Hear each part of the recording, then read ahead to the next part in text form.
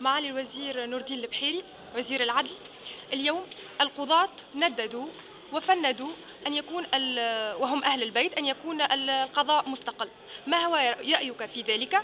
وهل تعتقد أن وزارة العدل حاليا هي وزارة تشريف لا تكليف، وظيفتها هي القيام بوضع استراتيجيات مستقبلية بعيدة المدى وتطبيق المنظومة التشريعية حتى ولو كانت جائرة؟ في الحقيقة القضاة هم يعرفوا رواحهم مستقلين ولا لا، ولذلك إذا أرادوا أن يقولوا أن القضاء مستقل غير مستقل فلهم ذلك وهم يحكموا على أرواحهم، وإذا أرادوا أن يقولوا أن القضاء مستقل فلهم ذلك وهم يحكموا على أرواحهم. ولكن نأكد أنا كوزير عدل أنه إرادة السلطة السياسية ورغبتها وخيارها هو بناء السلطة القضائية المستقلة واستبعاد كل من لا يمكن أن يكون قادرا على أن يكون مستقلا وعلى أن يلتزم بتطبيق القانون ولا شيء غير القانون. بقي زاد التعميم معناها يحدث نوع من المغالطة واللبس، القول بأن القضاة يقولون فيه مبالغة وفيه العديد. لا شفت كيفاش طيحت في البارة شوية. طيحت في البارة شوية، هم زدتها شوية، هم زدتها شوية، قول الأقلية.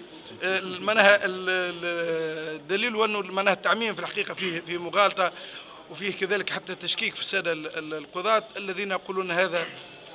شفتوهم بمناسبة الاعتصام اللي عملوها امام المجلس الوطني التأسيسي يعدون على اصابع اليد الواحده تقريبا. لك هذا ما يعنيش كونهم ما عندهمش حق باش يعبروا على رايهم، ما عندهمش حق باش يحتجوا، ما عندهمش حق باش يطالبوا، ما عندهمش حق باش ينتقدوا، ما عندهمش حق باش يدافعوا على موقفهم. نحن نحترم كل المواقف ونحترم كل وجهات نظر، ونعتقد أن الحوار هو الوسيلة الوحيدة للوصول إلى التوافقات. وأنا بأن السلطة القضائية المستقلة لا يمكن أن يكون باستبعاد أي رأي أو باحتقاره.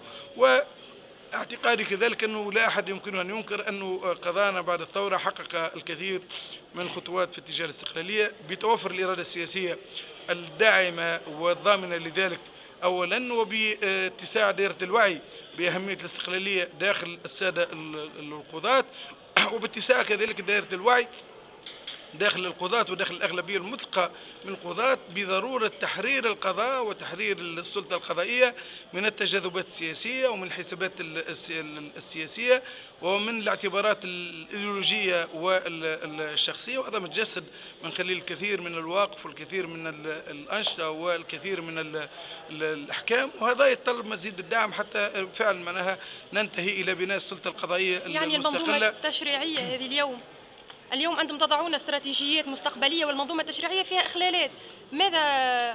ما هو مستقبلها هذه المنظومة التشريعية اليوم؟ المنظومة التشريعية تتطور بتطور البلاد وتكون إن شاء الله مرافقة لعملية التغيير تحصل لبلادنا بالسرعة المطلوبة من أجل أنه نوصل للمرحلة اللي نبني فيها تونس الديمقراطية ونبني فيها تونس الحديثة ونبني فيها تونس المساواة والعدل والكرامة للجميع. شكرا.